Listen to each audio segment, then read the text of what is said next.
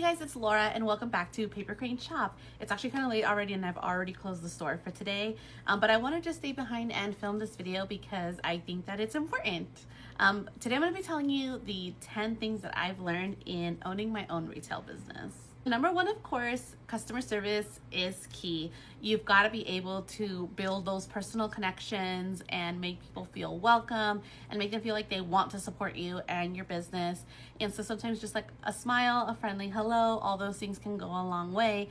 And we have found that in our friendliness, like we've made a lot of connections here locally, and we have like very small amount of followers, but they're very loyal. We know them on a first name basis. They come in all the time, especially when we release new products. We can always count on them to come in, and I think that they appreciate that we remember details about their lives. You know, they'll come in and they'll say, oh, I'm looking for a gift for like my daughter or a granddaughter or a niece or whatever, and we'll make suggestions based on the things that they've said, and they like that we follow up the next time we see them. Hey, how did that birthday party go? Did she end up liking her gifts?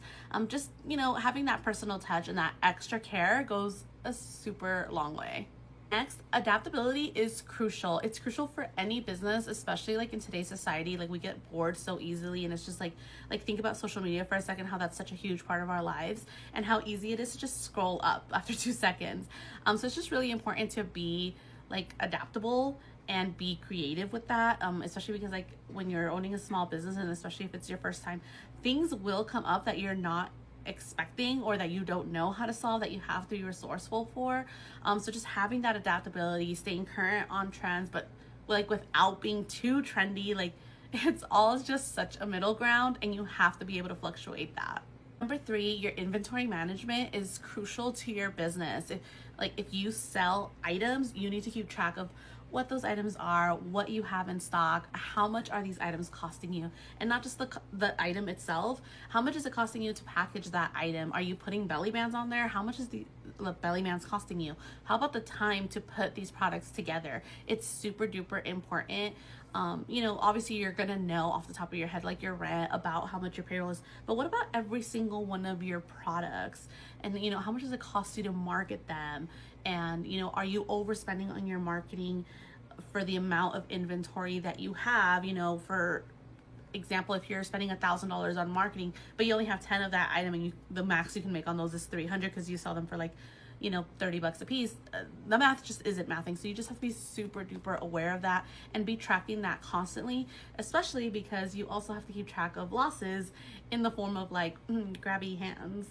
Number 4, location is everything. And I think it just really depends on your brand and how expansive like the products that you offer, the services that you offer are. For us, we have a small little store inside of our local mall, and that's been working amazing for us. But for other small businesses, it may make more sense to be like downtown on Main Street, or to be only online and maybe only have a warehouse.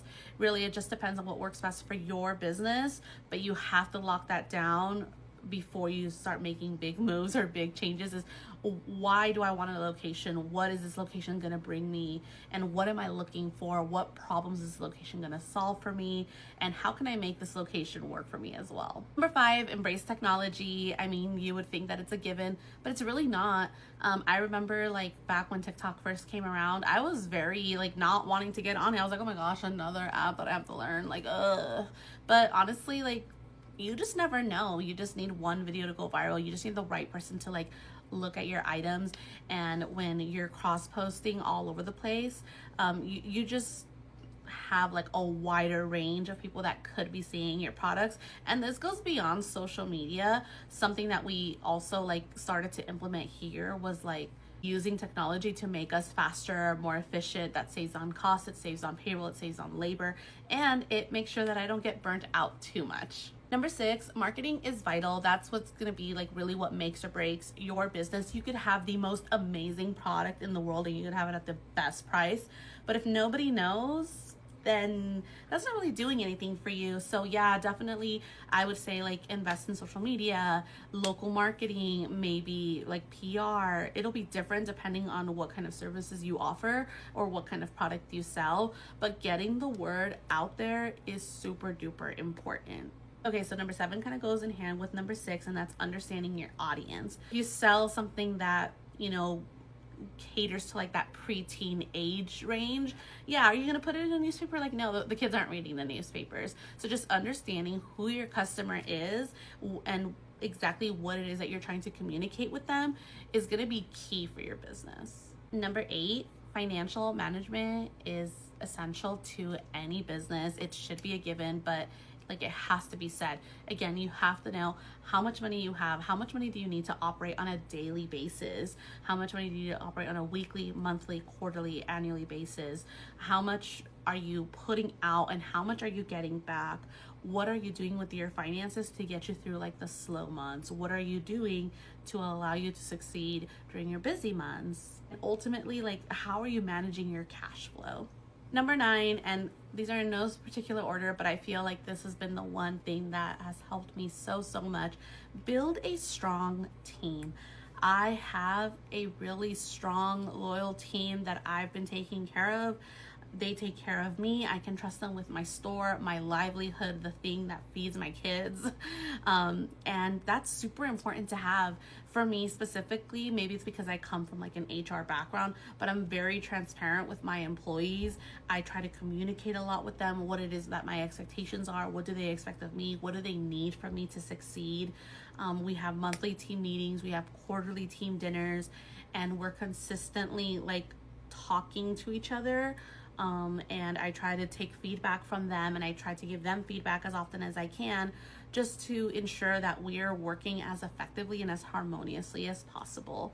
And really, when you love the people that you work with and you love the place that you work as an employee, that's what's going to motivate you to take care of that business as if it were your own. And finally, stay passionate and stay consistent. Those are the most difficult things to do. Running your own business, it's extremely difficult. That's why not everybody does it and not everybody can. It's challenging. Every day there's new things and you're wearing a million different hats. And so specifically, if you run like a creative business, it can be really easy to get burnt out and tired and feeling like you're really not progressing. And if you're a very creative type, it can feel like you're spending all of your time doing admin side of stuff, and you're feeling like maybe let down that you're not maybe prioritizing your art every day as you should, or vice versa.